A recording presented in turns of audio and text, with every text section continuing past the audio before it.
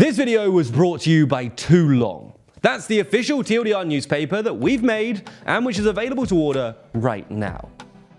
Today, major riots break out in Dublin, a temporary ceasefire begins in Gaza, and a new government is finally formed in New Zealand.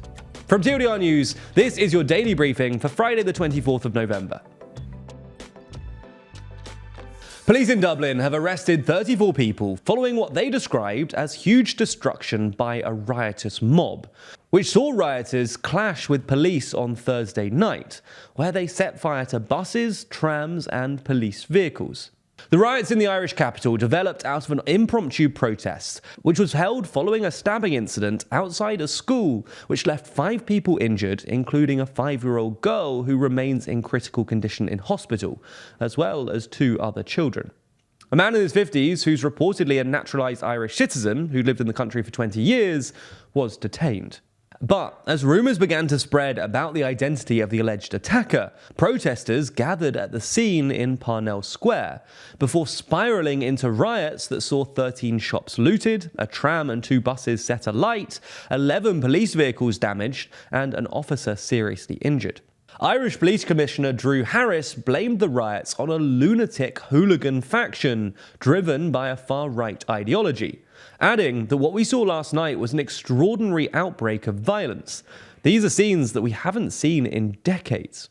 Irish Taoiseach Leo Varadkar called the stabbing incident a horrifying act of violence and said that his thoughts were with those who were injured and those who risked their lives to save lives, adding that they're real Irish heroes, whatever their nationality. As for the riots that followed, Varadkar said that those involved brought shame on Dublin, brought shame on Ireland, and brought shame on their families and themselves. Varadkar also said that the government would pass new laws in the coming weeks to enable the police to make better use of the CCTV evidence that they gathered yesterday, and said that they've modernised laws against incitement to hatred and hatred in general. Now, there's more on the way, but be sure to subscribe and ring the bell to make the daily briefing part of your daily routine. Or just search for us in your podcast app of choice to listen along. Next up, a temporary ceasefire has begun in Gaza today, which is the first significant break in violence in the 48 days of conflict. So far, no major bombings, artillery strikes, or rocket attacks have been reported, though according to Reuters, both Israel and Hamas have accused each other of minor and sporadic violations. Having begun at 7 a.m. local time, the ceasefire is meant to last for 4 days, to allow for the release of a dozen hostages held by Palestinian militants and Palestinians imprisoned by Israel. It will also allow for desperately needed aid to enter the Gaza Strip, which has been devastated by well over a month of Israeli bombardment and siege. And shortly after the truce began, aid trucks began finally rolling in from Egypt. At the same time, the Israeli government has been dropping leaflets over the southern part of Gaza, issuing a warning to the many hundreds of thousands of displaced Palestinians that they should not use the ceasefire to return to their homes in northern Gaza, which has borne the brunt of Israel's offensive so far. Now, this temporary ceasefire was agreed after weeks of indirect negotiations brokered by Qatar with Egyptian and US involvement. And while it has been a cause for optimism, both Hamas and Israel have stressed its temporary nature. In other news, Finland has announced that they'll be closing all but one of their 8 border crossings with Russia, following a recent spike in undocumented travellers crossing the border.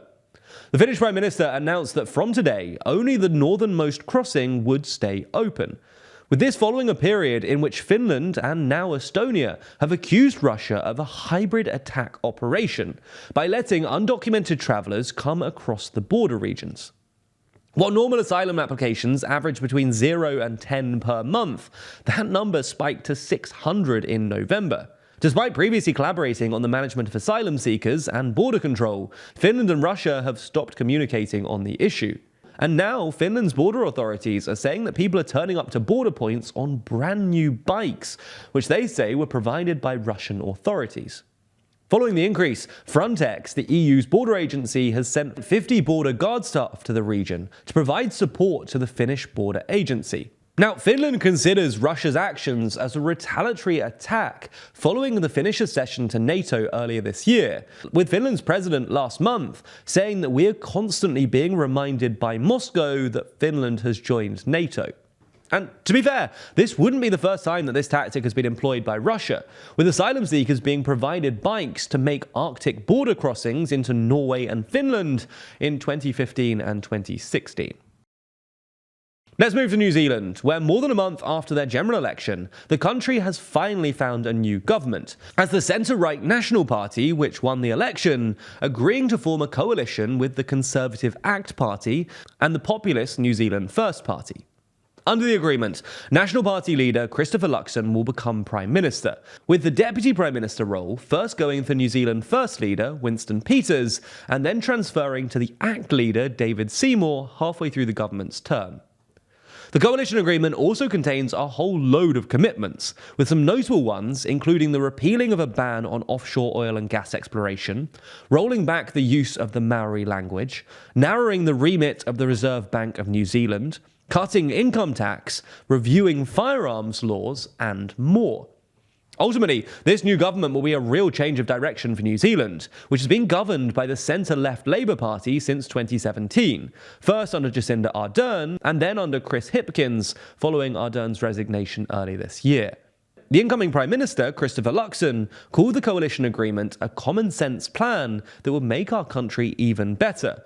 But outgoing Prime Minister Chris Hipkins said that the policies would reverse decades of progress on Maori issues. Finally today, a story from Scotland, where Britain's loneliest sheep has been rescued from an isolated shingle beach in the Scottish Highlands, where she'd been stranded for at least 2 years. Fiona the sheep was first spotted in 2021 on a small beach at the base of a cliff, surrounded by water on one side and a steep cliff on the other. The rescue mission was carried out by 5 farmers who documented their efforts to haul her up a steep slope where she will be rehomed. And very finally today, in celebration of Black Friday, I want to let you know that copies of our newspaper are going to be 30% off with our special code TLDRDAILY. In a moment in the promo, I'll explain more about the newspaper.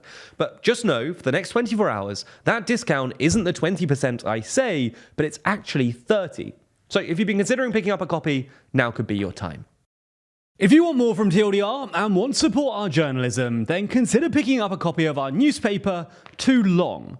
This is a one-off physical newspaper that we've been working on for the last few months, and which contains 32 pages full of analysis and explainers from the TLDR team on everything from Ukraine and Gaza to the state of the French and German governments, or the upcoming elections in the UK, US, and around the world. It's not just us either. We also have a full interview with the creator and journalist Johnny Harris that people who buy the newspaper can also watch via a special QR code. There's also articles from a ton of other creators, including JJ McCullough, Search Party, Sophia Smith-Gala, and many more. This has been a really exciting project for us to work on, and hopefully you can already see the work that we've put into it, even into a TLDR-themed crossword. So if you want to pick up a copy and want to fund our journalism on YouTube as we head into 2024, then the link to the store is in the description. Plus, you can get 20% off your purchase this week only by using the code TLDRDAILY at checkout. And with a limited quantity available, if you do want one, I'd order one soon, especially if you want it before Christmas.